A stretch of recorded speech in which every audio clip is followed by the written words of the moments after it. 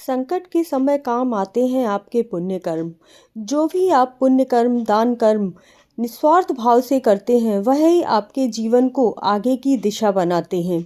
Video पूरी देखिएगा, हो सके आपके जीवन में भी इस वीडियो से कुछ बदलाव आ सके और आप भी उन पुण्य कर्मों की वजह से ही अपने जीवन में अच्छे से अच्छा मुकाम हासिल कर सकें। जीवन में राम नाम धन एकत्र करने से जब ईश्वरीय सहायता की ज़रूरत होती है, तब राम नाम बैंक में वह धन का भोग कर सकते हैं। राम नाम धन इस लोक और परलोक दोनों में ही काम आता है।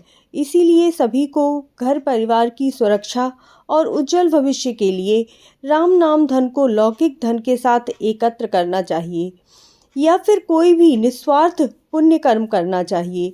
प्रभु चोट चपेट दुर्घटना आदि से भी हमारी इन पुण्य कर्मों की वजह से ही रक्षा करते हैं। हर व्यक्ति को अपनी कमाई का कुछ न कुछ भाग धार्मिक कार्य, मानव सेवा, सार्वजनिक कार्य अथवा गरीब याचकों की सहायता के रूप में अवश्य खर्च करना चाहिए। कहते हैं, मानव के आड़े वक्त में उसके यही किए गए पुण्य कर्म और दान कार्य काम आते हैं। कभी कभी दुर्घटना से भी आदमी बच जाता है, तो घर की गृहिणियां कहती हैं कि न जाने कौन सा पुण्य कर्म था जो हमें दुर्घटना से बचा ले गया। ऐसा भी देखा गया है कि कभी कभी व्यक्ति को अचानक से ऐसी उपलब्धियां हासिल हो जाती हैं जिसके बारे में उसने ना तो सोचा होता है और ना ही वह उसके काबिल होता, और उससे भी ज़्यादा योग्य व्यक्ति उन्हीं उपलब्धियों से, उन्हीं पुरस्कारों से वंचित रह जाते हैं।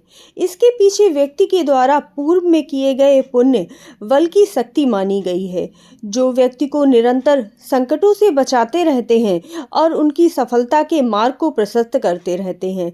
पुण्य बल कई प्रकार से अर्जित किए जा सकते हैं। सबसे सरल एवं व्यय शून्य माध्यम है लाल कलम से राम नाम को अंकित करना। अर्थात आप राम नाम को जितनी बार भी लिखते हैं, उनका ध्यान करते हैं, उतने ही आपके पुण्य कर्म अर्जित होते जाते हैं। जा पर कृपा राम की होई, ता पर कृपा करहि सब कोई। एक बहुत ही सुंदर कथा पढ़ी है मैंने, जो मैं आपको सुनाती हूँ। शायद आपके भी जीवन में कुछ बदलाव आ सके, तो मुझे कमेंट करके ज़रूर बताइएगा। एक नगर में एक धनी अहंकारी सेठ रहता था। वह दान पुण्य समय समय पर करता रहता, पर दान पुण्य का दिखावा भी बहुत करता। वह सभी को बताया करता कि मैंने ये काम किया, मैंने वहाँ दान किया, मैंने ये पुण्य कर्म किए। एक दिन सेठ ने तुला दान का विचार किया। उसने तुला में अपने वजन के बराबर का सोना गरीबों में बांट दिया। उसी नगर में एक संत भी रहते थे। सेठ ने उन्हें बुलाया और कहा, मैंने अपने भार के बराबर का सोना गरीबों में बांटा है, उसमें से बहुत ही थोड़ा सा ले लें। संत ने कहा, मेरे प्रभु ने मुझे इतना दिया है कि मैं उसमें ही बहुत सुखी हूँ।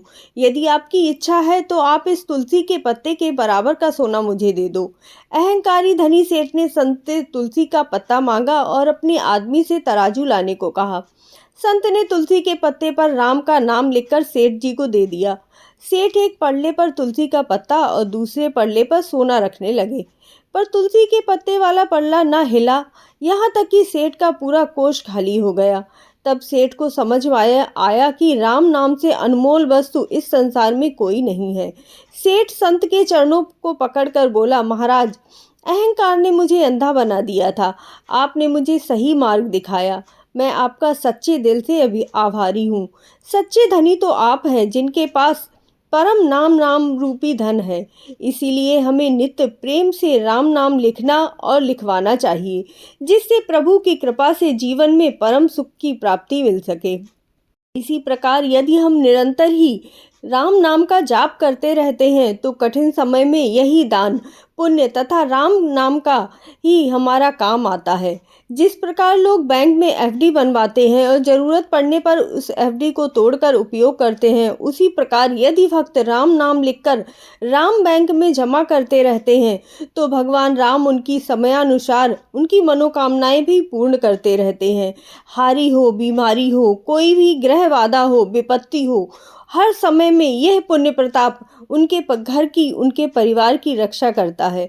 जिस प्रकार व्यक्ति कमाए हुए धन का विपत्ति के समय उपयोग करता है, उसी प्रकार यह राम नाम धन जो भी एकत्र कर लेता है, उसी प्रकार वह मनुष्य राम नाम के धन से ही बहुत सारी उपलब्धियां हासिल कर लेता है। उसके राम नाम रूपी पुण्य इतने ज़्यादा इकट्ठे हो जाते हैं कि वह इस लोक में तो सुखों को भोगता ही है और परलोक में भी वैकुंठ लोक को प्राप्त करता है।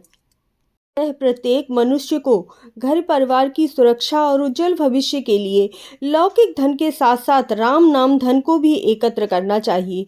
फिर कोई भी निस्वार्थ पुण्य कार्य अवश्य करना चाहिए। भगवान राम का नाम स्वयं लिखना और दूसरों को लिखवाने के लिए प्रेरित करने वाले को प्रभु की चोट चपेट दुर्घटना इत्यादि से रक्षा होती रहती है। संकट क्या होता है यह सच्चे राम भक्त को नहीं पता चलता। इसी प्रकार आप भी राम धन को अवश्य एकत्र कीजिए और अपने जीवन में होने वाले बदलाव को देखिए। इसी प्रकार की ज्ञानवर्धक वीडियो के लिए मेरे चैनल को सब्सक्राइब ज़रूर कर लीजिए और वीडियो को लाइक अवश्य कीजिएगा। कमेंट करके बताइएगा कि आपके जीवन में क्या क्या बदलाव आए। वीडियो देखने के लिए धन्यवाद।